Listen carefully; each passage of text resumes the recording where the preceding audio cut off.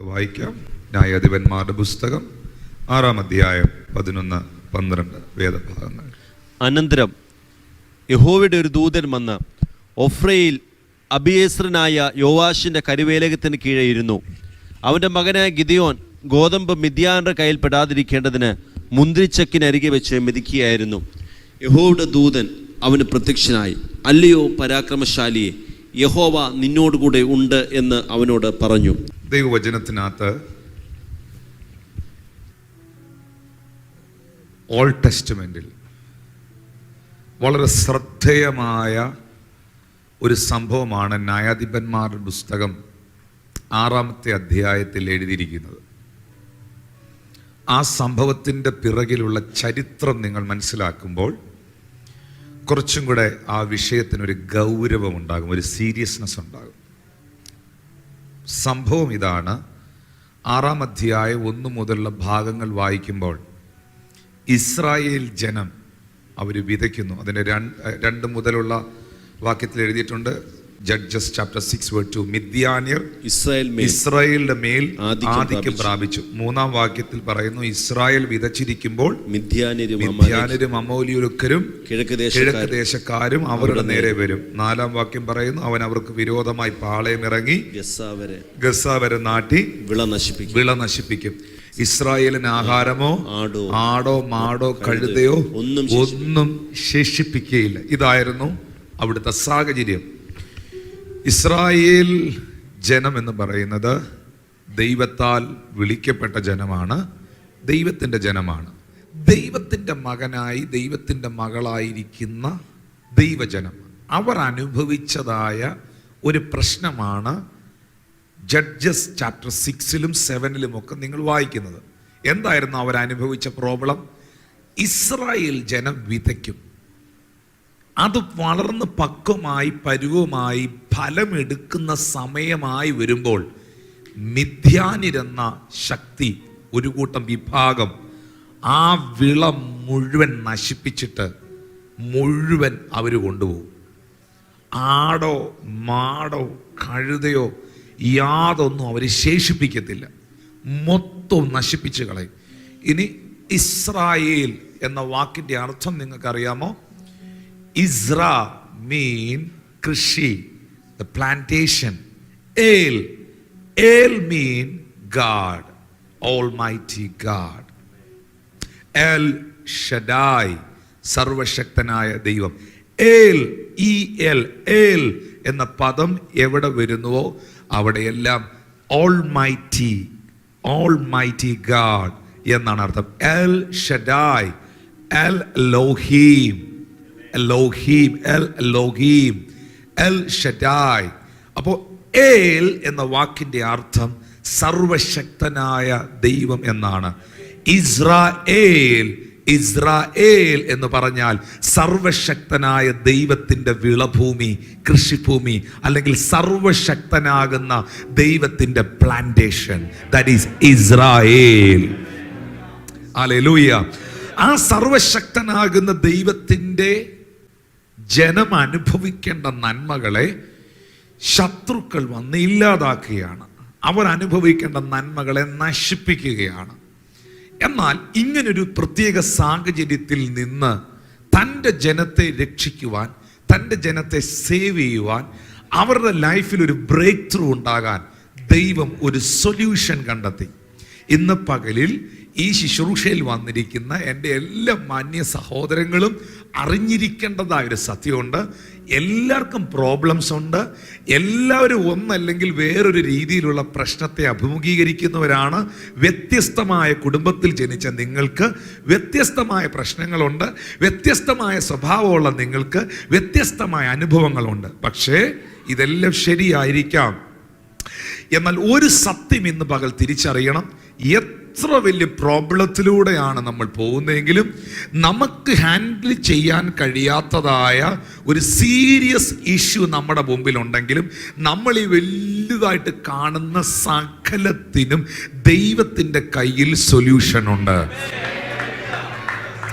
ഇന്ന് പകലിൽ നിങ്ങൾ മനസ്സിലാക്കുക, ദൈവത്തിൻ്റെ പക്കൽ അതിൻ്റെ പരിഹാരമുണ്ട്. ദൈവത്തിൻ്റെ കയ്യിൽ അതിൻ്റെ സൊല്യൂഷൻ ഉണ്ട്. ഞാൻ അങ്ങനെ ഒരു സംഭവം വേദപുസ്തകത്തിനകത്ത് കഴിഞ്ഞ ദിവസം വായിച്ചപ്പോൾ ഈ മർക്കോസിന്റെ സുവിശേഷം 5-ാം അധ്യായം നിങ്ങൾ റീഡ് ചെയ്യണം. വീട്ടിൽ പോയി 5-ാം അധ്യായം റീഡ് ചെയ്യുമ്പോൾ അതിനകത്ത് 3 ഇൻസിഡൻസുകൾ, 3 സംഭവങ്ങൾ കാണാം. ഒന്നാമത്തെ സംഭവം എന്നാണെന്നറിയാമോ? ഒന്നാമത്തെ സംഭവം എന്ന് പറയുന്നത് ഒരു ഭൂതഗ്രസ്തനാണ്. ഒരു ഭൂതഗ്രസ്തൻ, അവന്റെ പ്രശ്നം 6,000 ഡീമൺസ് അവന്റെ ശരീരത്തിലുണ്ട്. ചെങ്ങല കൊണ്ട് കെട്ടിയാൽ പുള്ളി ചെങ്ങല പൊട്ടിച്ച് കളയും. സെല്ലിനകത്ത് അടച്ച പുള്ളി സെല്ല് പൊളിച്ച് പുറത്തു വരും. ആർക്കും അവനെ അടക്കാൻ കഴിഞ്ഞില്ല, ആർക്കും അവനെ ഹാൻഡിൽ ചെയ്യാൻ കഴിഞ്ഞില്ലെന്ന് അവിടെ എഴുതിയിട്ടുണ്ട്. സമൂഹത്തിനോ നാട്ടുകാർക്കോ ഒന്നും അവനെ കൈകാര്യം ചെയ്യാൻ പറ്റിയില്ല. അത്ര ശക്തനായ, ഭ്രാന്തനായി, മാനസിക അസ്വസ്ഥതയുള്ളവനായി 6,000 ഭൂതശക്തികളുടെ പിന്തുണയിൽ നടക്കുന്നവനായിരുന്നു അവൻ.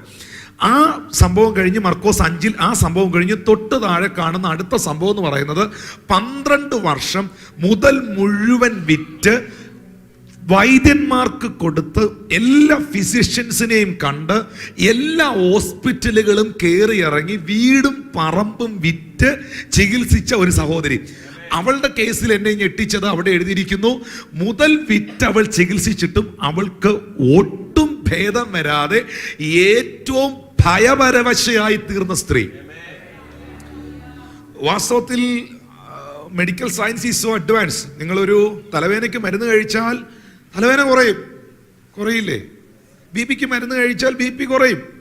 ഷുഗറിന്റെ പ്രോബ്ലം ഉള്ളവർ മെഡിസിൻ എടുത്താൽ ഷുഗർ ഡൗൺ ആവും. അപ്പം മരുന്ന് കഴിച്ചാൽ ഉറപ്പായിട്ടും ആ കഴിച്ച മരുന്ന് എഫക്റ്റ് ചെയ്യും. ഹല്ലേലൂയ. പക്ഷെ ഇവളുടെ കേസിൽ 12 വർഷം വീടും പറമ്പ് എഴുതി വിറ്റ് ട്രീറ്റ്മെന്റ് ചെയ്തിട്ടും അവൾക്കൊട്ടും ഭേദം വന്നില്ല. ഏറ്റവും പരവശയായി തീർന്നു. അവളുടെ വിഷയം കൂടുതൽ മൂർച്ഛിച്ചതേ ഉള്ളൂ. അതിനകത്ത് നന്മയുണ്ടായില്ല. മൂന്നാമത്തെ കേസ് മർക്കോസ് സുവിശേഷം 5-ാം അധ്യായത്തില് യായിറോസ് എന്ന് പറയുന്ന പള്ളിപ്രമാണിയുടെ പൈതൽ, ആ കൊച്ചു സുഖമില്ലാതെ കിടന്ന സമയത്ത് വീട്ടിൽ നിന്ന് ആൾക്കാർ വന്ന് യേശുവിൻ്റെ അടുക്കൽ വന്നിട്ട് പറഞ്ഞു, സ്തോത്രം, യായിറോസ് വന്നിട്ട് പറഞ്ഞു, കർത്താവേ, എൻ്റെ കുഞ്ഞ് മരിപ്പാറായി കിടക്കുന്നു, എൻ്റെ വീട് വരെ വന്ന് എൻ്റെ കുഞ്ഞിനെ ഒന്ന് സൗഖ്യപ്പെടുത്തണം. ഈ സമയത്ത് വീട്ടിൽ നിന്ന് ആൾക്കാർ വന്നിട്ട് യായിറോസിനോട് പറയാണ്, യായിറോസ്, ഇനി ഗുരുവിനെ പ്രയാസപ്പെടുത്തണ്ട, നിന്റെ കൊച്ച് മരിച്ചുപോയി. ഇതാണ് മർക്കോസ് സുവിശേഷത്തിലെ 5-ാം അധ്യായത്തിൽ കാണുന്ന 3 സംഭവം. ഒന്നാമത്തെ സംഭവം എന്നാ? ചെങ്ങല കൊണ്ട് കെട്ടിയാൽ ചെങ്ങല പൊട്ടിക്കുന്ന, സെല്ലിനകത്ത് അടച്ചാൽ സെല്ല് പൊളിക്കുന്ന, നാട്ടുകാർക്ക് കൈകാര്യം ചെയ്യാൻ പറ്റാത്ത ഭൂതഗ്രസ്തൻ. രണ്ടാമത്തെ സംഭവം എന്നാ 5-ാം അധ്യായത്തിൽ കാണുന്നത്?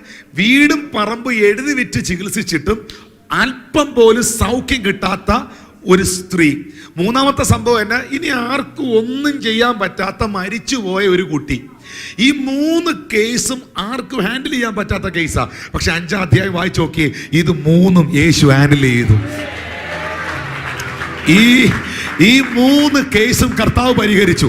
ഭൂതഗ്രസ്തൻ സുവിശേഷകനായി, രക്തസ്രവക്കാരി സാക്ഷിയായി, മരിച്ച കുച്ച ഉയർക്കുവാനിടയായി. ഇന്ന് പകൽ യേശുവിന്റെ നാമത്തിൽ ഞാൻ പ്രഖ്യാപിക്കുന്നു, നിനക്ക് അസാധ്യമായതിനെ ഇന്ന് പകൽ സാധ്യമാക്കാൻ കഴിയുന്ന ഒരു കർത്താവ് ഇവിടെ ഉണ്ടെന്ന് ഉറപ്പുള്ള ദൈവമക്കൾ അധരം തുറന്ന് ദൈവത്തിന് നന്ദി പറഞ്ഞേ. ആമേൻ. The same way, ഇസ്രായേൽ ജനം അവർക്ക് തന്നെ കൈകാര്യം ചെയ്യാൻ കഴിയാത്തതായ ഒരു പ്രതിസന്ധിയുടെ നടുവിലായിരുന്നു. ഒന്ന് ഓർക്കുക, നമ്മൾ അനുഭവിക്കേണ്ട നന്മകൾ നമുക്ക് അനുഭവിക്കാൻ പറ്റാത്ത സാഹചര്യം. നമ്മൾ വിതച്ച് വെള്ളമൊഴിച്ച് വളർത്തി പക്വമായി വരുമ്പോൾ ശത്രു അതിനെ വന്ന് തട്ടിക്കൊണ്ടു പോവാണ്. ഇത് കൃഷിയിൽ മാത്രമല്ല, എല്ലാ മേഖലയിലും. കുഞ്ഞുങ്ങൾ, നമ്മുടെ തലമുറകൾ, ഒരപ്പൻ്റെയും അമ്മയുടെയും ഏറ്റവും വലിയ പ്രതീക്ഷ എന്ന് പറയുന്നത് മക്കളിലാണ്. കുഞ്ഞുങ്ങൾ വളർന്ന് പഠിച്ച് പക്വമായി പ്രായമായി അവർ സ്വന്തം കാലിൽ നിന്ന് അവരുടെ ജീവിതം നയിക്കുവാൻ തുടങ്ങുന്ന സാഹചര്യങ്ങളുടെ മധ്യേ എത്രയോ കുഞ്ഞുങ്ങളെ, എത്രയോ മക്കളെ, എത്രയോ പെൺമക്കളെ, എത്രയോ ആൺമക്കളെയാണ് ശത്രു തട്ടിക്കൊണ്ടുപോയി ഡ്രഗ്സിനും മദ്യത്തിനും തിന്മയ്ക്കും ഒക്കെ അടിമയാക്കി ജീവിതത്തിൽ നന്മകൾ അനുഭവിക്കാൻ പറ്റാതെ ആ കുഞ്ഞുങ്ങളെ നശിപ്പിച്ചു കളയുന്നത്. സാമ്പത്തികമായ കാര്യം, ഒരു ബിസിനസ് തുടങ്ങുന്നു, ആ തുടങ്ങുന്ന സമയത്ത് ഭയങ്കര സന്തോഷം ഉണ്ടാകുന്നു. പക്ഷേ കുറെ നാൾ കഴിയുമ്പോൾ അതൊന്ന് പച്ച പിടിച്ച് വരുമ്പോൾ അതിനകത്ത് എന്തെങ്കിലും പ്രശ്നങ്ങൾ കൊണ്ടുവന്ന് അതിനെ ഇല്ലാതാക്കാൻ ശ്രമിക്കുന്നു. ശുശ്രൂഷ മേഖലയിൽ കർത്താവിന് വേണ്ടി പ്രയോജനപ്പെടുവാനും ദൈവത്തിന് വേണ്ടി പ്രവർത്തിക്കുവാനും അവൻ്റെ രാജ്യത്തിന് വേണ്ടി എന്തെങ്കിലുമൊക്കെ ചെയ്യാനും വളരെ ഉത്സാഹത്തോടെ വളരെ ആവേശത്തോടെ ചുവടുകൾ വയ്ക്കുമ്പോൾ ശത്രു ആരെയെങ്കിലുമൊക്കെ കയ്യിലെടുത്ത് പിശാച് ആരെയെങ്കിലുമൊക്കെ ഉപയോഗിച്ച് നമ്മുടെ മനസ്സിനെ ഡിസ്കറേജ് ചെയ്ത് കളയുന്നു. ഇങ്ങനെ നാം അനുഭവിക്കേണ്ട സന്തോഷം, നാം അനുഭവിക്കേണ്ട അനുഗ്രഹങ്ങൾ, നാം അനുഭവിക്കേണ്ട വിടുതലുകൾ നമ്മളിലേക്ക് വന്ന് എത്തിച്ചേരുന്നതിന് മുൻപ് വഴിത്തലയ്ക്കൽ തടയുന്ന ചിലതിനെ ഇന്ന് പകൽ കർത്താവ് കൈകാര്യം ചെയ്യും. വിശ്വസിക്കുന്നവർ ഇതിനകത്തുണ്ടെങ്കിൽ ഏറ്റെടുക്കുന്നവർക്കായി ഞാൻ ദൈവത്തെ സ്തുതിക്കുന്നു. മിഥ്യാനിയർ ഇസ്രായേൽ ജനത്തിന്റെ മുകളിൽ ആധിക്യം പ്രാപിച്ച്, നാലാമത്തെ പദം എന്ന് പറയുന്നത് ചിന്തിപ്പിക്കുന്ന ഒന്നും ശേഷിപ്പിക്കത്തില്ല, ഒന്നും ശേഷിപ്പിക്കത്തില്ല. ജീവിതത്തിൽ ഒരു സമാധാനത്തിന് വേണ്ടി സന്തോഷം, എങ്ങോട്ട് തിരിഞ്ഞാലും ഏത് മേഖലയിലോട്ട് നോക്കിയാലും ടെൻഷനാക്കുന്ന വിഷമിപ്പിക്കുന്ന സാഹചര്യം അല്ലാതെ വേറെ ഒന്നും കാണാനില്ലാത്ത രീതിയിൽ തൂത്തുവാരി എടുത്തോണ്ട് പോകുന്ന അവസ്ഥ. എന്നാൽ ശത്രു ഇതെല്ലാം ദൈവമക്കൾ അനുഭവിക്കേണ്ടത്, തൻ്റെ ജനം അനുഭവിക്കേണ്ടത് ഓരോന്നോരോന്ന് എടുത്തോണ്ട് പോകുമ്പോൾ ഇസ്രായേൽ ജനം നിസ്സഹായതയോടെ കൈയും കെട്ടി നിന്നത് കാണുമ്പോൾ നിങ്ങൾക്കറിയാമോ, മുകളിലുള്ള ഉടയവൻ സ്വർഗത്തിലെ ദൈവം ഈ കാഴ്ച കാണുകയാണ്, ഈ കാഴ്ച കാണുകയാണ്. ദൈവം എന്നാ ചെയ്തെന്നറിയോ? ഇവിടെയാണ് നമ്മൾ ദൈവത്തിൻ്റെ പദ്ധതികളെ മനസ്സിലാക്കുന്നത്. ദൈവം ഒരു പ്രോബ്ലം, നിങ്ങൾക്കറിയാമോ, ദൈവം മോളിൽ നിന്ന് ഈ ഇസ്രായേൽ ജനത്തെ നശിപ്പിക്കുന്ന മിഥ്യാന്യരെ ഒന്ന് നോക്കിയാൽ മതി, ഇവന്മാരെല്ലാം കത്തിപ്പോവും. ഒരു സംശയം വേണ്ട, പോകത്തില്ലേ? ഒരിക്കൽ ദൈവം ഒരു ഡിസിഷൻ എടുത്തു. ഇസ്രായേൽ ജനത്തിന്റെ പിറുപിറുപ്പെല്ലാം കൂടെ കേട്ടിട്ട് ദൈവത്തിന് സഹിക്കാൻ പറ്റിയില്ല. ദൈവം മോശയോട് പറഞ്ഞു, മോശ ഞാൻ എല്ലാവരെയും കത്തിച്ചു കളയാൻ പോടാന്ന് പറഞ്ഞു.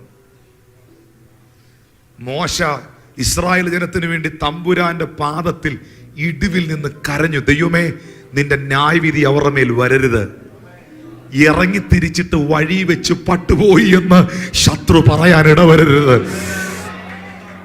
മോശ ഇടിവിൽ നിന്ന് കരഞ്ഞു, അല്ലെങ്കിൽ ദൈവം എല്ലാത്തിനും തീർത്തു കളഞ്ഞേനെ. Praise God.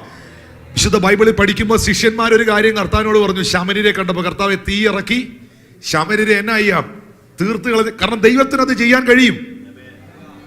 ആമേൻ.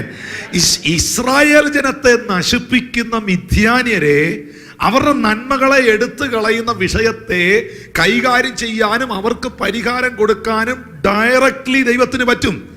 പക്ഷേ ഒരു വിഷയത്തിന്റെ സൊല്യൂഷൻ ദൈവം എങ്ങനെയാ കൊണ്ടുവരുന്നതെന്ന് നിങ്ങൾ തിരിച്ചറിയണം. ഒരു വിഷയത്തിന്റെ സൊല്യൂഷൻ ദൈവം എപ്പോഴും ഈ ഭൂമിയിൽ ആക്ടിവേറ്റ് ചെയ്യുവാൻ, കൊണ്ടുവരുവാൻ താൻ ഉപയോഗിക്കുന്നത് തൻ്റെ പ്രതിനിധികളെയാണ്. മക്കളെ, ഇത് കർത്താവിൻ്റെ ശുശ്രൂഷയിൽ പ്രയോജനപ്പെടാൻ ആഗ്രഹിക്കുന്നവരും കർത്താവിൻ്റെ വേല ചെയ്യുന്ന എല്ലാവരും ഈ ഒരു വെളിപ്പാടെന്ന് അകത്തേറ്റെടുത്തോണം. നിങ്ങൾ ഡിസ്കറേജ് ആയിപ്പോയാൽ നിങ്ങൾ താഴോട്ട് പിന്നെ നിങ്ങൾ പൊങ്ങി വരാൻ ഭയങ്കര പാടാണ്. മനസ്സ് മടിച്ചു പോയാൽ മടുത്ത് അങ്ങ് താഴെ പോകും, പിന്നെ കയറി വരിക വലിയ പാടാണ്. പക്ഷേ നിങ്ങളുടെ ജീവിതത്തിലെ പ്രശ്നങ്ങളെ, പ്രതികൂലങ്ങളെ, പ്രതിസന്ധികളെ നിങ്ങളുടെ ജീവിതത്തിന്റെ അനുഗ്രഹത്തിന്റെ ചവിട്ടുപടികളായി കാണാൻ നിങ്ങൾക്ക് പറ്റിയാൽ നിങ്ങൾ സക്സസ് ആവും. പറ്റല്ലേ? യഹോവയെ കാത്തിരിക്കുന്ന ശക്തിയെ പുതുക്കും അവൻ കഴുകനെ പോലെ. കഴുകൻ എങ്ങനെ ചിറകടിച്ച് ഉയരുന്നെന്ന് പഠിക്കണം. നല്ല ഷാർപ്പായിട്ടുള്ള ഈ മുള്ളും കമ്പുകളും ഒക്കെയാണ് കഴുകൻ കൂടുണ്ടാക്കാൻ ഉപയോഗിക്കുന്നത്.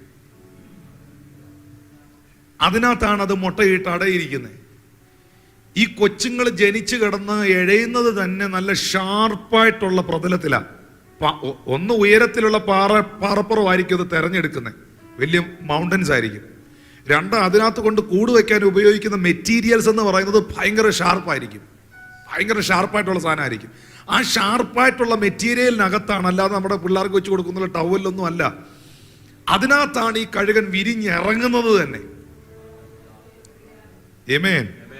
എന്നിട്ട് നിങ്ങൾക്കറിയാമോ, ഈ പറന്നുയരുന്നതിനേക്കാളും ചിറകടിച്ചിങ്ങനെ ടേക്ക് ഓഫ് ചെയ്യുന്നതിനേക്കാളും ഭയങ്കര സ്ട്രെസ്സും സ്ട്രെയിനുമാണ് കാറ്റിന്റെ മുൻപിൽ ബാലൻസ് ചെയ്ത് നിൽക്കുന്നത്. മനസ്സിലായില്ലല്ലേ? ഈ പടപടപടപടാന്ന് കയറിപ്പോകാൻ എളുപ്പമാണ്, പക്ഷെ മേളിൽ ചെന്ന് കഴിഞ്ഞ് മേക്കാറ്റ് പിടിച്ച് ഭയങ്കര കാറ്റടിക്കുമ്പോൾ ഈ ചിറക് വിടർത്തി നിർത്തി ആ അടിക്കുന്ന കാറ്റിനെതിരെ ഇങ്ങനെ ബാലൻസ് ചെയ്ത് നിൽക്കാനാണ് ഏറ്റവും സ്ട്രെയിൻ ഉള്ളത്. ഹല്ലേലൂയ. അതിന് ഈ കഴുകൻ എന്നാ ചെയ്യുന്നതെന്നറിയാവോ? ഈ കൊച്ചിനെ ഒന്നേ തുടക്കത്തിൽ തന്നെ ഷാർപ്പായിട്ടുള്ളതിനകത്ത് കയറ്റി വിടും, 2 കൊത്തിയെടുത്ത് പൊക്കി മേളിലോട്ട് കൊണ്ടുപോയിട്ട് വിടും. കാറ്റിന് മുമ്പിൽ എങ്ങനെ നിൽക്കുന്നു, പോത് താഴോട്ട് വരും, വീണ്ടും ചിറകി താങ്ങും, പിന്നെ പൊങ്ങിക്കൊണ്ട് പോകും, പിന്നെയും താഴോട്ടിടും. ഇങ്ങനെ എതിരെ വരുന്ന കാറ്റ് പറക്കാനല്ല പഠിപ്പിക്കുന്നേ. പറക്കാൻ പഠിപ്പിക്കാനാണെങ്കിൽ തറയിൽ നിന്ന് ഇങ്ങനെ ചിറകടിച്ചങ്ങ് പൊങ്ങിപ്പോയാൽ മതി. മേളിൽ ചെന്നിട്ട് താഴോട്ട് വിടുന്ന രംഗം എന്നാന്ന് വെച്ചാൽ കാറ്റിന്റെ മുമ്പിൽ ചിറക് എങ്ങനെ നിർത്തണമെന്നാ പഠിപ്പിക്കുന്നത്.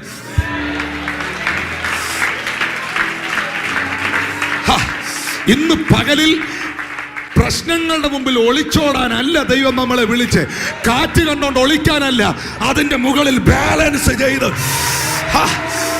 യേശുവിന്റെ നാമത്തിൽ ഇന്ന് പകൽ നിങ്ങളെ ദൈവം തെരഞ്ഞെടുത്തത് എങ്ങനെയാ? യഹോവയെ കാത്തിരിക്കുന്നവൻ ശക്തിയെ പുതുക്കും, അവൻ കഴുകനെ പോലെ ചിറകടിച്ചു കയറും.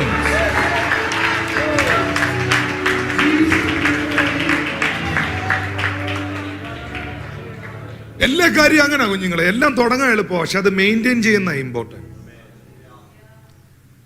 2 നിലയ്ക്ക് ഭയങ്കര ഒരു വീട് വേണേൽ മേടിച്ചിടാൻ കെട്ടിയിടാം, പക്ഷെ ആ വീട് വൃത്തിയാക്കി മെയിൻറ്റെയിൻ ചെയ്ത് പോകാനാ പാട്.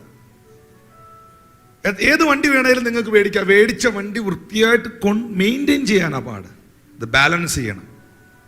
ചേർന്ന് ആമീൻ പറഞ്ഞേ. എൻ്റെ വിഷയം അതല്ല, ഇതാർക്കോ വേണ്ടിയുള്ള മെസ്സേജാണ്. ചില ഷാർപ്പായിട്ടുള്ള പ്രതലത്തിലൂടെ നിന്നെ വീണ്ടും ജനിപ്പിച്ചിട്ട് കർത്താവ് ഇതിനകത്തിരിക്കുന്ന 90% ആൾക്കാരെ വീണ്ടും ജനനത്തിൽ കൊണ്ടുവന്നത് ചില ഷാർപ്പായ സിറ്റുവേഷനിലാണ്. ഇല്ലെന്ന് പറയാൻ പറ്റുമോ? ചില ഷാർപ്പായ സിറ്റുവേഷനിലൂടെ നിന്നെ വീണ്ടും ജനിപ്പിച്ച് ആ കൂട്ടിനകത്തു നിന്ന് നിന്നെ പൊക്കി മേളിൽ കൊണ്ടുവന്ന് നിന്നെ മേലോട്ടും താഴോട്ടും ഇടുന്നത് അയ്യോ നിന്നെ പാറപ്പുറത്ത് തീർത്ത് കളയാനല്ല, ചില വിഷയങ്ങളിൽ നീ പറന്ന് നിൽക്കാൻ വേണ്ടിയാ. ചില കാറ്റുകളുടെ മുമ്പിൽ നീ പറന്ന് നിൽക്കാൻ വേണ്ടിയാ. ഇന്ന് പകൽ ആരോട് പരിശുദ്ധാത്മ പറയുന്നു, ചില കാറ്റുകളുടെ മുമ്പിൽ നീ ബാലൻസ് ചെയ്ത് നിൽക്കാൻ പോവാ. ഈ പ്രൊഫസി എത്ര പേര് ഏറ്റെടുക്കും? ചില കാറ്റുകളുടെ മുമ്പിൽ നീ ബാലൻസ് ചെയ്ത് നിൽക്കാൻ പോവാ. യേശുവിന്റെ നാമത്തിൽ നിനക്കെതിരെ വരുന്ന ചില ചോദ്യത്തിന്റെ മുൻപിൽ നീ ബാലൻസ് ചെയ്ത് നിൽക്കാൻ പോവാ. നിനക്കെതിരെ വരുന്ന സാമ്പത്തിക പ്രതിസന്ധിയുടെ മുൻപിൽ നീ ബാലൻസ് ചെയ്ത് നിൽക്കാൻ പോവാ. You never fail because your God never fail. Amen. കർത്താവ് എങ്ങനെയാ സൊല്യൂഷൻ കൊണ്ടുവന്നെന്നറിയാവോ? നിങ്ങൾക്കറിയാം, ദൈവം മേളിൽ നിന്ന് താഴോട്ട് നോക്കിയാൽ മതി, മിദ്യാന്യരുടെ കാര്യത്തിൽ തീരുമാനമാവും. പക്ഷെ ദൈവം ചെയ്ത സംഭവം ഈസ് വെരി ഡിഫറെന്റ്. ദൈവം അവിടെ അന്വേഷിച്ചു, എൻ്റെ ഒപ്പമുള്ള ഒരാളിനെ എനിക്ക് വേണം, എന്നിൽ ആശ്രയിക്കുന്ന ഒരു മനുഷ്യനെ എനിക്ക് വേണം, എൻ്റെ ഒപ്പം നിൽക്കുന്ന ഒരാളിനെ എനിക്ക് വേണം. എന്തിന്? ഒരു രാജ്യത്തിന്റെ സൊല്യൂഷന്. ഇസ്രായേൽ എന്ന് പറയുന്ന ഒരു കൂട്ട ജനമല്ല ആക്ച്വലി ഈ പ്രോബ്ലം ഫേസ് ചെയ്യുന്ന ഒരു രാജ്യമാണ്. ഒരു രാജ്യത്തിന്റെ പ്രശ്നത്തിന്റെ പരിഹാരത്തിനായി ദൈവം ഒരു മനുഷ്യനെ അന്വേഷിക്കുന്നു. മറ്റേ ചിന്ത അകത്തുനിന്ന് പോകല്ലേ. ഏത് ചിന്തയാ? ദൈവത്തിന് തന്നെത്താൻ അത് ചെയ്യാൻ പറ്റും. ഒരു മനുഷ്യന്റെയും കൂട്ടുപിടിക്കാതെ ദൈവത്തിന് തന്നെത്താൻ അത് ചെയ്യാൻ പറ്റും. പക്ഷേ ദൈവം അങ്ങനെ ചെയ്യത്തില്ല. ദൈവം അവന്റെ പ്രതിനിധികളെ കൊണ്ടേ ചെയ്യിക്കത്തുള്ളൂ. ഞാൻ കർത്താവിന്റെ പ്രതിനിധിയാന്ന് ഉറപ്പുള്ളവരൊന്ന് കൈ ഉയർത്തി പിടിച്ചേ. എത്ര ഇൻസിഡൻസ്, എത്ര സംഭവങ്ങളിലൂടെ തെളിയിക്കണം അത്? എത്ര സംഭവങ്ങളാണ് നിങ്ങൾക്ക് കാണേണ്ടി വേദപുസ്തകത്തിനകത്ത്? ഒരു സംഭവം പറയാം. ആഹാബും ഇസബേൽ എന്നും പറയുന്ന രണ്ട് ഭരണാധികാരികൾ. ആഹാബ് രാജാവും ഇസബേൽ അദ്ദേഹത്തിന്റെ ഭാര്യയും. ഇസബേൽ ആരാണ്? കൊടിയ മന്ത്രവാദിനിയാണ്. ഇസബേൽ എന്ന് പറയുന്ന സ്ത്രീ കൊടിയ മന്ത്രവാദിനിയാണ്. ആഹാബ് എന്ന് പറയുന്ന രാജാവ് ദുഷ്ടനായ ഭരണാധികാരിയാണ്. ഇസബേലിന്റെ ആഹാബിന്റെ പ്രധാന വിനോദം എന്നാണെന്നറിയാം? പ്രധാന ഇഷ്ട വിനോദം യഹോവയുടെ പ്രവാചകന്മാരെ വാളിന് വെട്ടിക്കൊല്ലുക. ഇതാണ് അവരുടെ ഇഷ്ട വിനോദം. അങ്ങനെ നൂറുകണക്കിന് പ്രവാചകന്മാരെ അവർ കൊന്നിരിക്കെ യഹോവയുടെ പല പ്രവാചകന്മാരും ഗുഹയ്ക്കകത്ത് ഒളിച്ചിരിക്കുന്ന കാലഘട്ടത്തിൽ ഇവരെ പേടിച്ച് കേവ്സിനകത്ത്, ഗുഹയ്ക്കകത്ത് ഒളിച്ചിരിക്കുന്ന കാലഘട്ടത്തിൽ ഒരാൾ അവിടെ എൻട്രി ചെയ്തു. തിശ്ബിയിൽ നിന്ന് വന്ന തിശ്ബിനായ ഏലിയാവ്.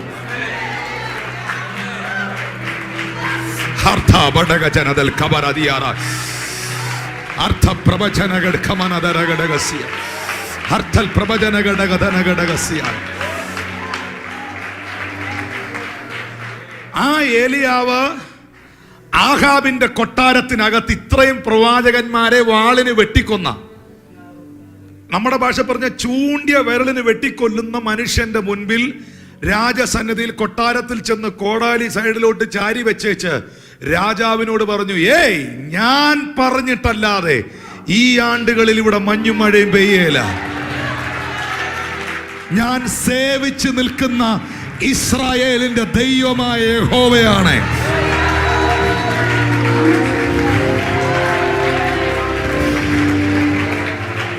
നിങ്ങൾ ബൈബിൾ വായിക്കുന്നവരാണ്, നിങ്ങൾക്ക് ബൈബിൾ അറിയാവുന്നവരാണ്, നിങ്ങൾ അത്യാവശ്യം കാര്യങ്ങളെല്ലാം മനസ്സിലാക്കുന്നവരാണ്. നിങ്ങളോട് ചോദിക്കട്ടെ, ഇത്രയും പ്രവാചകന്മാരെ കൊന്ന ഈ ദുഷ്ടനായ ഭരണാധികാരിയെ നിലയ്ക്ക് നിർത്താനും മഴമേഘം അടയ്ക്കാനും മഴമേഘം തുറക്കാനും ദൈവത്തിന് അറിയത്തില്ലേ? എന്ത് ഈ മഴമേഘം അടയ്ക്കുക, മഴമേഘം തുറക്കാന്ന് വെച്ചാൽ മഴ പെയ്തില്ലേ പിന്നെ കൃഷിയില്ല, കൃഷി ചെയ്തില്ലേ ആഹാരമില്ല, ആഹാരമില്ലെങ്കിൽ രാജ്യത്ത് ആഹാരമില്ലെങ്കിൽ പിന്നെ രാജ്യമില്ല. ഹല്ലേലൂയ. ഈ മനുഷ്യനെ ഒരു പാഠം പഠിപ്പിക്കാൻ, അവനെ നിലയ്ക്ക് നിർത്താൻ ദൈവത്തിന് അറിയത്തില്ലേ? പക്ഷെ ദൈവം അതിന് തെരഞ്ഞെടുത്തത് ദൈവത്തെ തന്നല്ല, ഒരു പ്രതിനിധിയാണ്. Oh Jesus. അവന്റെ പേര് ഏലിയാവെന്നാണ്. നിങ്ങളുടെ നാവ് ദൈവത്തിന്റെ നാവുകളാണ്. നിങ്ങളുടെ കരം കർത്താവിന്റെ കരമാണ്. നിങ്ങളുടെ കാല് അവന്റെ കാലുകളാണ്. നീ ഭൂമിയിൽ കെട്ടുന്നത് സ്വർഗത്തിൽ കെട്ടപ്പെട്ടിരിക്കും. നീ ഭൂമിയിൽ അഴിക്കുന്നത് സ്വർഗത്തിൽ അഴിയപ്പെട്ടിരിക്കും. അതിനെ തുറന്ന് പറയാമോ? ഞാൻ ഭൂമിയിൽ കെട്ടുന്നത് സ്വർഗത്തിൽ. Come on church. ശാന്തന. ഞാൻ ഭൂമിയിൽ കെട്ടുന്നത് സ്വർഗത്തിൽ കെട്ടപ്പെട്ടിരിക്കും. ഞാൻ ഭൂമിയിൽ അഴിക്കുന്നത് സ്വർഗത്തിൽ അഴിയപ്പെട്ടിരിക്കും. ഞാൻ ഭൂമിയിൽ അനുവദിക്കുന്നത് സ്വർഗത്തിൽ അനുവദിക്കപ്പെട്ടിരിക്കും. ഞാൻ ഭൂമിയിൽ അനുവദിക്കാത്തത് സ്വർഗത്തിൽ അനുവദിക്കപ്പെടത്തില്ല.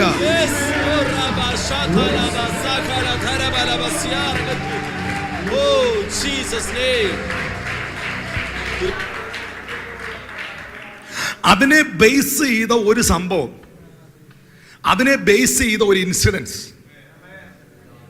ഈ രണ്ട് രാജാക്കന്മാരുടെ പുസ്തകത്തിൽ ഞാൻ കാണിച്ചു തരാം. 4-ാം അധ്യായത്തിന്റെ 1 മുതലുള്ള വാക്യം എടുക്കണം. 2 രാജാക്കന്മാരുടെ പുസ്തകം 4-ാം അധ്യായത്തിന്റെ 1 മുതലുള്ള വാക്യം എടുക്കണം. അവിടെ സംഭവം കാണാം. പ്രവാചക ശിഷ്യന്മാരുടെ ഭാര്യമാരിൽ ഒരുത്തി ഏലീശായോട് നിലവിളിച്ചു. എന്തിനാ പുള്ളിക്കാരൻ നിലവിളിക്കുന്നേ? നിന്റെ ദാസനായ എന്റെ ഭർത്താവ് മരിച്ചുപോയി. നിന്റെ ദാസൻ യഹോവ ഭക്തനായിരുന്നെന്ന് നിനക്കറിയാലോ. ഇപ്പോൾ കടക്കാരൻ വന്ന് എന്റെ 2 മക്കളെയും പിടിച്ച് അടിമകളാക്കാൻ വന്നിരിക്കുന്നു. ഇതായിരുന്നു ആ വീട്ടിലെ സാഹചര്യം. പ്രവാചക ശിഷ്യന്മാരുടെ ഭാര്യമാരിൽ ഒരുത്തി. ഇംഗ്ലീഷിൽ വായിക്കുമ്പോൾ wife of the sons of the prophet and to Elisha. ഏലിയാവിന്റെ കൂടെ എത്ര ശിഷ്യന്മാരുണ്ടായിരുന്നു? 51. 51 ശിഷ്യന്മാരുണ്ടായിരുന്നു ഏലിയാവിന്. 50 ശിഷ്യന്മാരെ യോർദാന്റെ അക്കരെ നിർത്തി. ഏലീശായോടും പറഞ്ഞു, നീ അവരുടെ കൂട്ടത്തിൽ നിന്നോളാം. പക്ഷെ ഏലീശ പറഞ്ഞു, യജമാനനാണ്, എൻ്റെ ജീവനാണ്, അഭിഷിക്തനെ നിന്നെ വിട്ട് ഞാൻ പോകുകയെന്ന് പറഞ്ഞു. ഹല്ലേലൂയ. ഏലീശ മാത്രമാണ് ജോർഡാൻ ക്രോസ് ചെയ്ത് അപ്പുറത്ത് കയറിയത്. ആരുടെ കൂടെ? ഏലിയാവിന്റെ കൂടെ. 50 പ്രൊഫറ്റ്സ് അപ്പുറത്ത് നിൽക്കുമ്പോഴാണ് ഏലിയാവ് മറുകരയിൽ ചുഴലിക്കാറ്റിൽ എടുക്കപ്പെടുന്നതും ഏലിയാവിന്റെ പുതപ്പ് എലീശായുടെ മേളിൽ വീഴുന്നത്.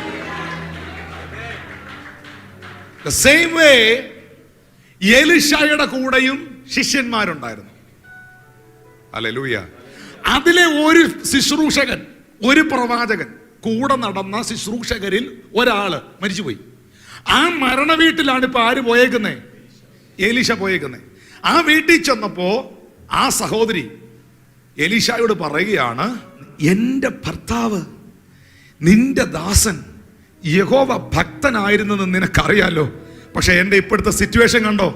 കടക്കാര് വന്ന് എൻ്റെ 2 മക്കളെയും അടിമകളാക്കാൻ, ജോലി ചെയ്യിപ്പിക്കാൻ, ജോലി ചെയ്യിപ്പിച്ച് വേടിച്ച കാശ് തിരിച്ചു പിടിക്കാൻ, അടിമകളാക്കാൻ വന്നിരിക്കുന്നു. ഒരു വല്ലാത്ത സിറ്റുവേഷനിലാണ് ഞാൻ. 2-ാമത്തെ വാക്യത്തിൽ എലീശ അവളോട്, ഞാൻ നിനക്ക് വേണ്ടി എന്തു ചെയ്യണം? Listen, this is very important. ഞാൻ നിനക്ക് വേണ്ടി എന്തു ചെയ്യണം? ദൈവം നിനക്ക് വേണ്ടി എന്തു ചെയ്യണോന്നല്ല ചോദിച്ചത്. യഹോവ നിനക്ക് വേണ്ടി എന്ത് ചെയ്യണോന്നല്ല ചോദിച്ചത്. ഞാൻ നിനക്ക് വേണ്ടി എന്ത് ചെയ്യണം? എന്നാന്നറിയോ? ഞാൻ ദൈവത്തിന്റെ പ്രതിനിധിയാണ്. I am the man of God. Come on, come on, come on, come on. ഞാൻ ഭൂമിയിൽ കെട്ടുന്നത് സ്വർഗത്തിൽ കെട്ടപ്പെടും. ഞാൻ ഭൂമിയിൽ അഴിക്കുന്നത് സ്വർഗത്തിൽ അഴിയപ്പെടും. ഞാൻ ഇവിടെ ഡിക്ലെയർ ചെയ്യുന്നത് സ്ഥാപിക്കപ്പെടും. ഓ, come on. That is an authority. That is an authority. That is a faith. അതാണ് വിശ്വാസം. ഞാൻ എന്താണ് നിനക്ക് വേണ്ടി ചെയ്യേണ്ടത്? കാരണം ഞാൻ നിന്റെ മേളിൽ ഡിക്ലെയർ ചെയ്യുന്നത്, ഞാൻ നിന്നെ നോക്കി ഇപ്പോൾ പ്രഖ്യാപിക്കുന്നത്, ഞാൻ ഭൂമിയിൽ അഴിക്കുന്നത് സ്വർഗത്തിൽ അഴിയപ്പെട്ടിരിക്കും. ഇന്ന് പകൽ അങ്ങനെയാണെങ്കിൽ ഞാൻ ഇവിടെ സംസാരിച്ചുകൊണ്ടിരിക്കുന്നത് ഏതെങ്കിലും സ്പെഷ്യലിസ്റ്റുമാരെ കുറിച്ചല്ല, ഏതെങ്കിലും വലിയ പാസ്റ്റർമാരെ കുറിച്ചല്ല, ഏതെങ്കിലും വലിയ അഭിഷിക്തന്മാരെ കുറിച്ചല്ല. യേശുവിന്റെ രക്തത്താൽ വീണ്ടെടുക്കപ്പെട്ട, കർത്താവിന്റെ രക്തത്താൽ വീണ്ടെടുക്കപ്പെട്ട കർത്താവിന്റെ ഓരോ മക്കളും you have the authority. You have the authority. Declare yourself. Declare about your children. Come on, bless them and pray.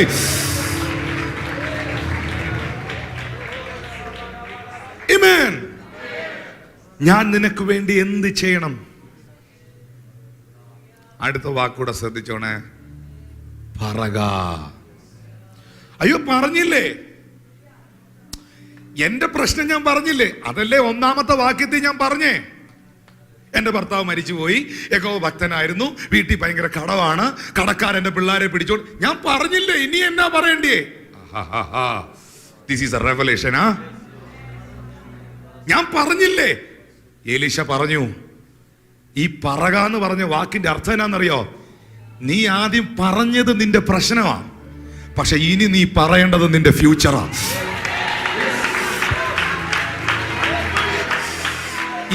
ഇതുവരെ പറഞ്ഞത് നീ കടന്നുപോയ സാഹചര്യമാ.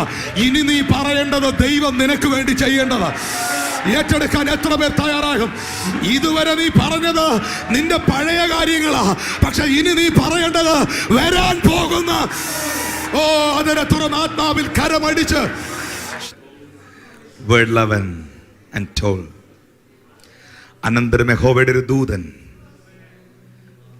ഈ സാഹചര്യത്തിന്റെ നടുവിൽ, ഇസ്രായേൽ ജനത്തിന്റെ വിളകൾ നശിപ്പിക്കുന്ന, ഒന്നും ശേഷിപ്പിക്കാത്ത പ്രതിസന്ധിയുടെ നടുവിൽ, യഹോവയുടെ ഒരു ദൂതൻ യോവേശിന്റെ കരുവേലകത്തിന് കീഴിലിരിക്കുന്ന ഗിദെയോനെ മീറ്റ് ചെയ്യുകയാണ്. 12-ാം വാക്യത്തിൽ ദൂതൻ പറയുന്നു, അല്ലയോ പരാക്രമശാലിയെ, യഹോവ നിന്നോട് കൂടെയുണ്ട്. അപ്പം പ്രശ്നത്തിന്റെ സൊല്യൂഷൻ ആരുടെ കയ്യിലാ? ഒന്നുകൂടെ പറയാം. പ്രശ്നത്തിന്റെ സൊല്യൂഷൻ ദൈവത്തിന്റെ കയ്യിലാ. ദൈവത്തിന് നിങ്ങളെ ആരെയും അതിന് കൂട്ടുപിടിക്കേണ്ട കാര്യമില്ല. പക്ഷെ ദൈവത്തിന് എപ്പോഴും കെട്ടാനും അഴിക്കാനും പ്രവർത്തിക്കാനും പണിയാനും ഒരു പ്രതിനിധിയെ വേണം. പ്രശ്നത്തിന്റെ സൊല്യൂഷൻ ആരുടെ കൂടെയാണെന്ന് ചോദിച്ചാൽ, യഹോവ ആരുടെ കൂടെ ഉണ്ടോ, ദൈവം കൂടുള്ള ഒരുത്തനാണ് എല്ലാ വിഷയത്തിൻ്റെയും സൊല്യൂഷൻ.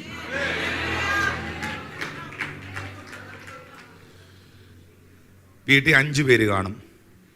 4 എണ്ണവും ദൈവത്തെ അറിയാത്തതും, ഒരെണ്ണം മാത്രം ദൈവത്തെ അറിയുന്ന ദൈവം കൂടുള്ള വ്യക്തിയായിരിക്കും. മതി. പഞ്ചായത്തിലെ, മുനിസിപ്പാലിറ്റിയിലെ 500 കുടുംബവും 500 കുടുംബത്തിൽ 450 കുടുംബവും ദൈവത്തെ അറിയാത്തായിരിക്കും. പക്ഷെ ദൈവത്തെ സേവിക്കുന്ന ഒരു കുടുംബം ഉണ്ടെങ്കിൽ ആ പട്ടണത്തിന്റെ കാവൽക്കാരനാ വ്യക്തി.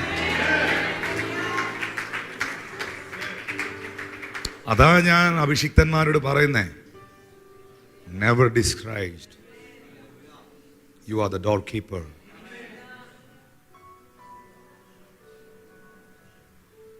നമ്മൾ വാ തുറന്ന് നിരാശയുടെ വാക്കുകൾ പറയണം. ഇതാണ് പിശാചിന്റെ ടാർഗറ്റ്. നമ്മൾ വാ തുറന്ന് നമ്മുടെ വിഷമത്തിൽ നിന്ന് ആവശ്യമില്ലാത്ത എല്ലാം പറയണം. ഇതാണ് ശത്രുവിൻ്റെ ടാർഗറ്റ്. പക്ഷെ ഇവിടെ വേറൊരു സംഭവം കൂടെ ഞാൻ തെളിയിക്കാൻ പോകട്ടോ. അങ്ങനെ പറഞ്ഞാലും ദൈവം കണ്ടവനെ ദൈവം കൈവിടില്ല.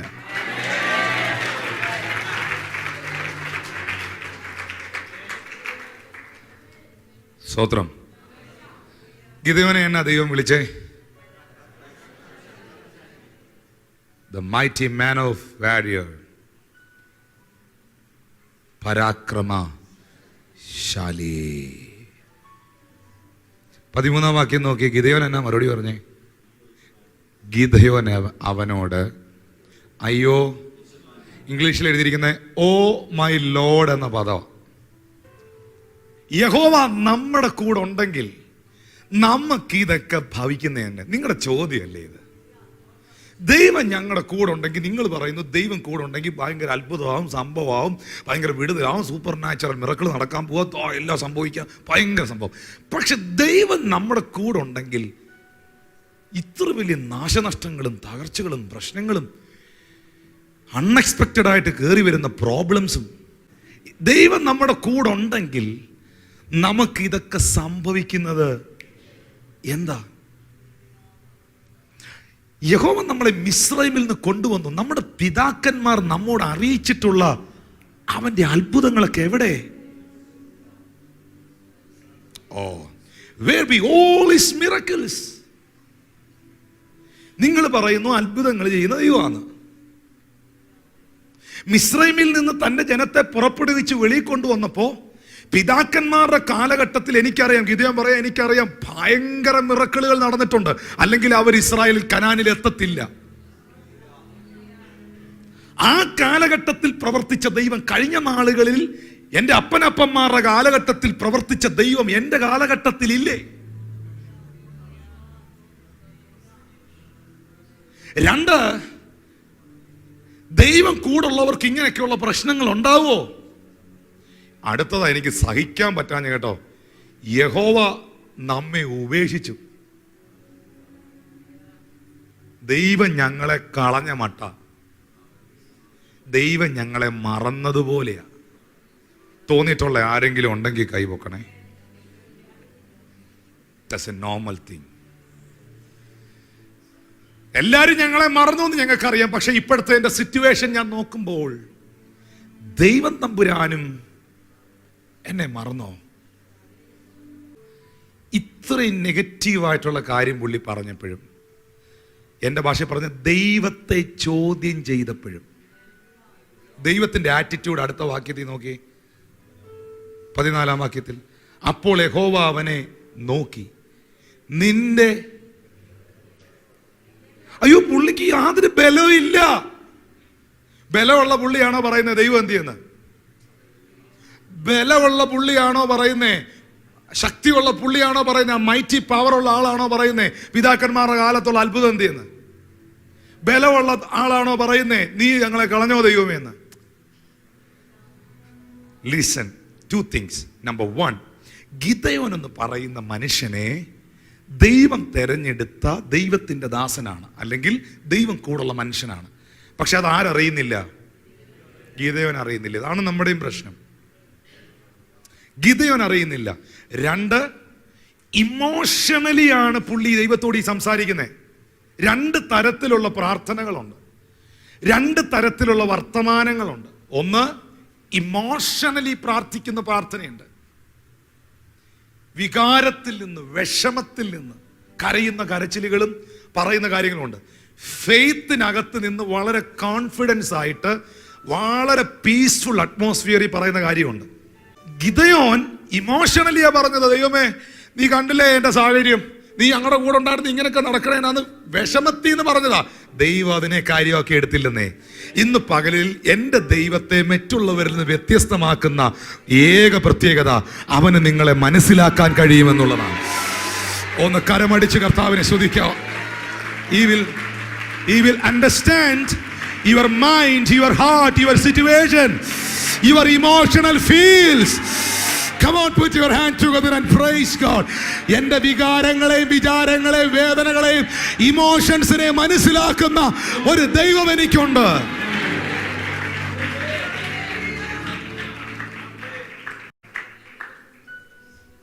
അടുത്തിരിക്കുന്ന ആൾ പറഞ്ഞു, ഞാൻ വിഷമിച്ച് പറഞ്ഞാന്ന് കർത്താവിനെ അറിയാം, കർത്താവ് ക്ഷമിച്ചിട്ടുണ്ടെന്ന് പറഞ്ഞില്ലല്ലോ എല്ലാവരും. ഞാൻ ഇച്ചിരി വിഷമിച്ച് പറഞ്ഞാന്ന് എൻ്റെ കർത്താവിനറിയാം, കർത്താവ് ക്ഷമിച്ചിട്ടുണ്ട്. ഇനി അതൊന്നും ഓർത്തുകൊണ്ടിരിക്കാൻ എനിക്ക് നേരെയില്ല. ഗിദെയോൻ എന്ന് പറയുന്ന മനുഷ്യൻ ഭയങ്കര ഒരു മിറക്കിളായി മാറി. ഈ ഒറ്റ മനുഷ്യനായിട്ട് തൻ്റെ അടുത്തോടെ നിന്ന് മിദ്യാനിരെ, ഈ ഇസ്രായേൽ മക്കളെ ഉപദ്രവിച്ചുകൊണ്ടിരുന്ന, നന്മ മുടിച്ചുകൊണ്ടിരുന്ന മുഴുവൻ എണ്ണത്തെയും തോടച്ച് നീക്കി. വേദോസ്തം എടുത്ത് വായിപ്പിക്കാൻ നേരത്തില്ല. പാളയത്തിൽ പാച്ചിൽ ആരംഭിച്ചെന്നാണ് എഴുതിയിരിക്കുന്നത്.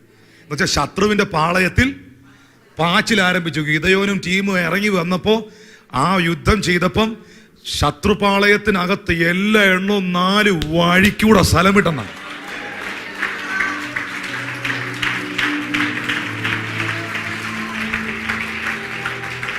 ഇന്ന് പകലിൽ ഇത് ആരോടോ ഉള്ള ഒരു പ്രൊഫസിയാണ്.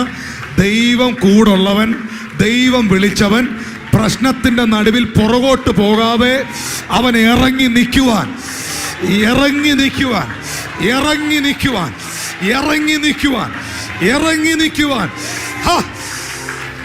ചില ശത്രുപാളയത്തിൽ പാച്ചിൽ ആരംഭിക്കുകയാണ് യേശുവിൻ നാമത്തിൽ. I'm going to finish my session this morning, but I want to share you 3 things. I want to close this session, but I want to share you 3 things, very important 3 things. എന്തുകൊണ്ട് Gideon ഇത്രയും negative പറഞ്ഞ മനുഷ്യൻ ദൈവത്തോട് സംസാരിച്ചപ്പം ദൈവം പോസിറ്റീവായ കാര്യം പറഞ്ഞു. അല്ലയോ പരാക്രമശാലി എന്ന് ദൈവം വിളിച്ച പുള്ളി പറഞ്ഞു, ഞാനൊരു പരാജിതനാണെന്ന്. നമ്മളൊരു കാര്യം മനസ്സിലാക്കണം, നമ്മൾ നമ്മളെ നോക്കി പറയുന്നതല്ല ദൈവം നമ്മളെ നോക്കി പറയുന്നത്. ഗിദെയോനെ നോക്കി പറഞ്ഞു, I am a failure person, we are the failure one. ദൈവം പറഞ്ഞത്, you are not a failure person, you are the mighty warrior in the name of Jesus.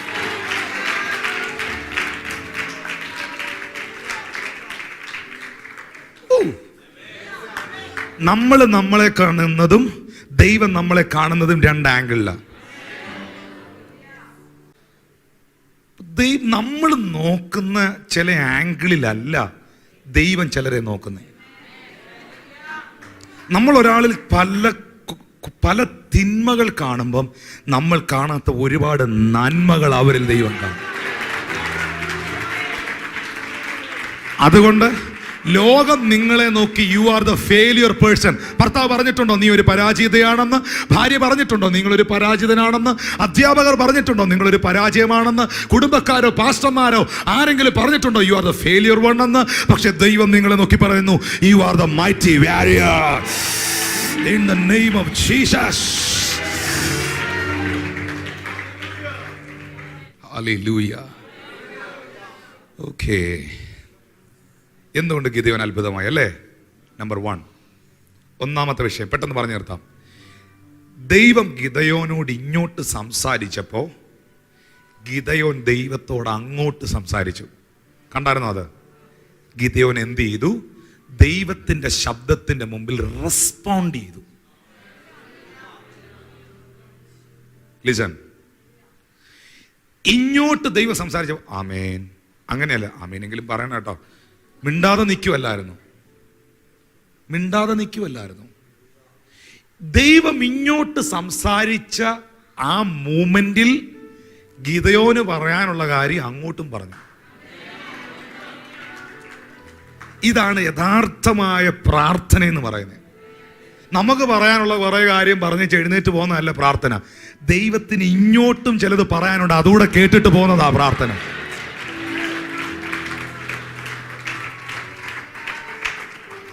That is a conversation. Number 1, Gideon respond ചെയ്തു. ദൈവം നമ്മളോട് സംസാരിക്കുമ്പം അത് വചനത്തിലൂടെ ആണെങ്കിലും പ്രാർത്ഥനയിലാണെങ്കിലും കർത്താവ് സംസാരിക്കുമ്പോൾ നിങ്ങൾ പ്രതികരിക്കണം. ബൈബിൾ തുറന്നു നിങ്ങൾ പ്രാർത്ഥിക്കാനിരുന്നപ്പോൾ നിങ്ങൾക്കൊരു വാക്യം കിട്ടി. ആ വാക്യം നിങ്ങളുടെ മനസ്സിന് ഭയങ്കര ആശ്വാസമായി. എഴുന്നേറ്റങ്ങ് പോവല്ല ചെയ്യേണ്ടത്, തിരിച്ചു പറഞ്ഞ കർത്താവേ, ഈ വാക്യം ഇപ്പോൾ വായിച്ചപ്പം നീ എന്നോട് സംസാരിച്ചല്ലോ, എനിക്ക് ഭയങ്കര ആശ്വാസമായി കർത്താവേ. അങ്ങനെയൊന്ന് പറഞ്ഞു നോക്കിയേ, അടുത്ത വചനം ദൈവം തരും.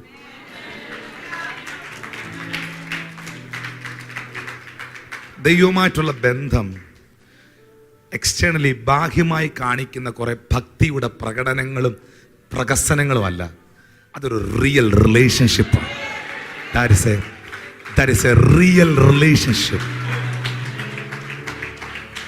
ഓക്കെ, ഒന്ന് ഗിദെയോൻ ദൈവത്തോട് പ്രതികരിച്ചു, റെസ്പോണ്ട് ചെയ്തു. 2, ഗിദെയോൻ ദൈവത്തോട് പറഞ്ഞു. 17-ാമത്തെ വാക്യത്തിൽ ഗിദെയോൻ ദൈവത്തോട് പറഞ്ഞു, ദൈവമേ, നീ തന്നെയാണ് എന്നോട് സംസാരിക്കുന്നതെന്നുള്ളതിന് എനിക്കൊരടയാളം. അയ്യോ കുഞ്ഞുങ്ങളെ, എൻ്റെ പ്രിയ സഹോദരങ്ങളെ, ഇത് ഭയങ്കര അത്യാവശ്യം കേട്ടോ.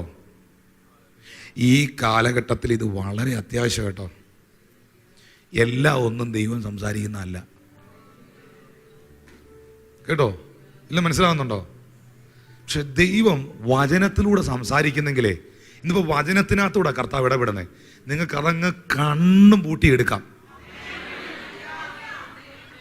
കാരണം ആകാശം ഭൂമി മാറിയാലും വചനം മാറത്തില്ല. 2, ദൈവമേ, നീ തന്നെയാണ് എന്നോട് സംസാരിക്കുന്നതെങ്കിൽ എനിക്ക് അതിനൊരു കൺഫർമേഷൻ തരണം. നമ്പർ 1, ഗിദെയോൻ റെസ്പോണ്ട് ചെയ്തു. 2, ഗിദെയോൻ കൺഫേം ചെയ്തു. 3-ാമത് പുള്ളി എന്നാ ചെയ്തെന്നുള്ളതാണ് ഇമ്പോർട്ടൻ്റ്. അതൊരു ഭയങ്കര ഇമ്പോർട്ടൻ്റാണ്. വാക്യം 24, 26, 27 വാക്യങ്ങൾ. ഓക്കെ, നിങ്ങളൊരു പദം അവിടെ കണ്ടോ? യാഗപീഠം പണിതു എന്ന് കണ്ടോ? പറഞ്ഞേ, യാഗപീഠം പണിതു. ഇനി 25-ാമത്തെ വാക്യം നോക്കിയേ. ഓക്കെ, വേറൊരു വാക്യം നിങ്ങൾ അവിടെ കണ്ടോ? ബാലിന്റെ ബലിപീഠം ഇടിച്ചെന്ന് കണ്ടോ? കാണുന്നില്ലേ? പണിതെന്ന വാക്യം കണ്ടോ? യാഗപീഠം പണിതു. 25-ാമത്തെ വാക്യത്തിൽ ബാലിന്റെ ബലിപീഠം ഇടിച്ചു. ഒടുവിലത്തെ വാക്കിൽ അശേര പ്രതിഷ്ഠയെ വെട്ടി. അപ്പം ദൈവത്തിന്റെ വാക്കിന്റെ മുമ്പിൽ പ്രതികരിച്ചു. 2-ാമതായിട്ട് അതിനെ ഉറപ്പിച്ചു, കൺഫേം ചെയ്തു. ദൈവം തന്നെയാണ് സംസാരിക്കുന്നതെന്ന് കൺഫേം ചെയ്തു. 3-ാമത് നമുക്ക് കാണാൻ കഴിയുന്നത്, പണിയേണ്ടത് പണിതു, പൊളിക്കേണ്ടത് പൊളിച്ചു, ഇടിക്കേണ്ടത് ഇടിച്ചു, വെട്ടേണ്ടത് വെട്ടി, കളയേണ്ടത് കളഞ്ഞു, ഉപേക്ഷിക്കേണ്ടതിനെ ഉപേക്ഷിച്ചു, പണിയേണ്ടത് പണിതു, ശത്രു ഉയർത്തിക്കെട്ടിയതിനെ പൊളിച്ചു. ബാലിന്റെ ബലിപീഠവും യഹോവയുടെ യാഗപീഠവും ഒന്നിച്ചു പോവില്ല. അശേര പ്രതിഷ്ഠയും യഹോവയുടെ യാഗപീഠവും ഒന്നിച്ചു പോകില്ല. ദുഷ്ടന്റെ പ്രവർത്തികളെ, ശത്രുവിന്റെ പദ്ധതികളെ കംപ്ലീറ്റ് പൊളിച്ചിട്ട് ക്രമീകരിക്കേണ്ടത് മുഴുവൻ ക്രമീകരിച്ചൊരു പണി അങ്ങോട്ട് തുടങ്ങി. ക്രമീകരിക്കേണ്ടത് ക്രമീകരിക്കാതെ പണിയരുത്, ക്രമീകരിക്കേണ്ടത് ക്രമീകരിച്ചോണ്ടൊരു പണി അങ്ങോട്ട് തുടങ്ങി. മക്കളെ, ആർ യു റെഡി? അപ്പൊ എന്നാ സംഭവിച്ചത്? വാക്യം 34. 34-ാമത്തെ വാക്യത്തിൽ എഴുതിയിട്ടുണ്ട്, അപ്പോൾ യഹോവയുടെ ആത്മാവ് ഗിദെയോന്റെ മേൽ വന്നു. ഇനിയിപ്പോ എന്നാ പറയാനാ? ദൈവത്തിന്റെ പരിശുദ്ധാത്മാവ്, ദൈവത്തിന്റെ ആത്മാവ് ഒരു വ്യക്തിയുടെ മേൽ വന്നാൽ പിന്നെ അവന്റെ ഫ്യൂച്ചർ എന്നാന്ന് ഇനി ആർക്ക് പറയാൻ പറ്റും? പക്ഷേ മലയാളികളായ നമ്മൾ മനസ്സിലാക്കണം, അപ്പോൾ യഹോവയുടെ ആത്മാവ് അവൻ്റെ മേളിൽ വന്നു. ആ ദൈവത്തിൻ്റെ ആത്മാവ് ഗിദെയോന്റെ മേളിൽ വന്നപ്പോഴാണ് പരാജിതൻ പരാക്രമശാലി ആയത്. ലിസൺ, യഹോവയുടെ ആത്മാവ് ഗിദെയോന്റെ മേളിൽ വന്നപ്പോഴാണ് ദൈവം പറഞ്ഞ ദൂത് ആക്ടിവേറ്റ് ചെയ്യപ്പെട്ടത്. നിങ്ങളുടെ കയ്യിൽ ഒരു സിം കാർഡ് ഇരിപ്പുണ്ടെന്ന് കരുതി ഇൻകമിങ് ഔട്ട് ഗോയിങ്ങും വരത്തില്ല. നിങ്ങൾക്ക് കിട്ടിയ സിം കാർഡാണ് വാഗ്ദത്തം. ഇന്നത്തെ കാലഘട്ടത്തിൽ ഇങ്ങനെയുള്ള ഉദാഹരണം പറഞ്ഞാലേ മനസ്സിലാവും. നിങ്ങൾക്ക് കിട്ടിയ സിം കാർഡാണ് നിങ്ങൾക്ക് കിട്ടിയ, അതിനകത്ത് നമ്പറുണ്ട്, അതിനകത്ത് 4G നെറ്റുണ്ട്, എല്ലാം ഈ സിം കാർഡിനകത്തുണ്ട്, വാഗ്ദത്തത്തിനകത്ത് സകലതും ഉണ്ട്. പക്ഷേ ഈ സിം കാർഡ് ഫോണിനകത്ത് കയറ്റിയിട്ട് സ്വിച്ച് ഓൺ ചെയ്ത് ഇത് ആക്ടിവേറ്റ് ചെയ്യപ്പെടുമ്പോഴാണ് അതിനകത്ത് ബെനിഫിറ്റ്സ് എല്ലാം ലഭിക്കുന്നത്. ഇതുപോലെ തന്നെ വാഗ്ദത്തം നമ്മുടെ മേളിൽ എപ്പോഴാണെന്നറിയാമോ ആക്ടിവേറ്റ് ചെയ്യപ്പെടുന്നത്? പരിശുദ്ധാത്മാവ് അതിന്റെ മേളിൽ ഇറങ്ങി വരുമ്പോൾ.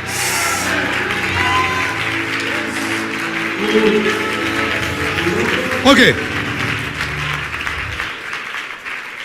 അതുകൂടെ പറഞ്ഞേക്കാം. മറിയത്തോടൊരു ദൂത്, മറിയത്തോടുള്ള ദൂത് എന്തുവാ?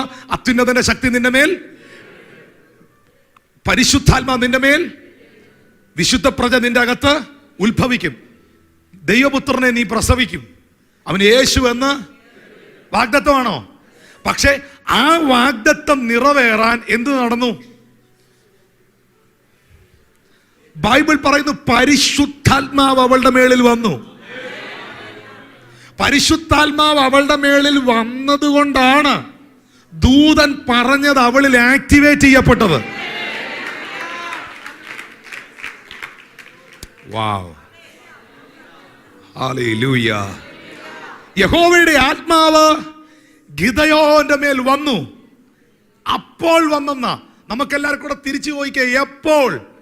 ദൈവത്തിന്റെ വിളിയുടെ മുമ്പിൽ പ്രതികരിച്ചപ്പോൾ, ദൈവത്തിന്റെ വിളിയെ ഉറപ്പിച്ചപ്പോൾ, 3 ദൈവത്തിന്റെ വിളിയിലേക്കും വാഗ്ദത്തത്തിലേക്കും എത്താൻ ജീവിതത്തെ ക്രമീകരിച്ചപ്പോൾ, അപ്പോൾ യഹോവയുടെ ആത്മാവ് അവന്റെ മേൽ വന്നു. ബൈബിൾ പറയുന്നു അവൻ കാഹളമൂതി. ഈ കാഹളം എന്ന് പറഞ്ഞാൽ എന്നാന്നറിയാവോ? ഇൻസ്ട്രുമെന്റ് ആണെന്നറിയാം. കാഹളം എവിടെ ഊതുന്നോ? That's a victory. വിജയത്തിന്റെ സിംബോളിക് ടോൺ ആണ് കാഹളം. ഇസ്രായേൽ മകൻ ജോഷുവയുടെ നേതൃത്വത്തിൽ കാഹളം ഊതിയപ്പോൾ ജെറിക്കോ താഴേക്ക് താന്നുപോയി. ഇനി നമ്മള് രാജാതി രാജാവും കർത്താതി കർത്താവുമായ ജയാളിയായ ഒരുവൻ വാനമേഘത്തിൽ വരും. ഏത് ടോണിലാ വരുന്നറിയോ? കർത്താവ് താൻ ഗംഭീരനാദത്തോടും പ്രധാന ദൂതന്റെ ശബ്ദത്തോടും ദൈവത്തിന്റെ കാഹളത്തോടും. ഓക്കെ, കാഹളം എന്ന് പറയുന്നത് വിജയത്തിന്റെ ടോണാണ്, വിജയത്തിന്റെ ശബ്ദമാണ്. അങ്ങനെയാണെങ്കിൽ ഇത് നിങ്ങൾ ശ്രദ്ധിക്കണം. ദൈവത്തിന്റെ വിളിയുടെ മുമ്പിൽ പ്രതികരിക്കുന്ന, ദൈവത്തിന്റെ വിളിയിലേക്ക് എത്തുവാനായി അതിനെ ഉറപ്പിക്കുന്ന, ജീവിതത്തിൽ ക്രമീകരിക്കേണ്ടതിനെ ക്രമീകരിക്കുന്ന, ദൈവത്തിന്റെ ആത്മാവ് ഒരു വ്യക്തിയുടെ മേൽ വെളിപ്പെടുന്ന മൂമെന്റിൽ നിങ്ങളുടെ അകത്ത്, നിങ്ങളുടെ അധരത്തിൽ, നിങ്ങളുടെ കുടുംബത്തിൽ പരാജയത്തിന്റെ വോയിസ് അല്ല, ജയത്തിന്റെ കാഹളം. ഇനി തകർച്ചയുടെ നിലവിളിയല്ല, ഇനി പരാജയത്തിന്റെ വാക്കുകളല്ല, ഇനി വഴക്കുകളല്ല, ഇനി പ്രതിസന്ധികളല്ല. എൻ്റെ വീട്ടിനകത്ത് ജയത്തിന്റെ കാഹളം, എൻ്റെ സഭയിൽ, എൻ്റെ ശുശ്രൂഷയിൽ, എൻ്റെ ജീവിതത്തിന്റെ മേളിൽ ജയത്തിന്റെ കാഹളം.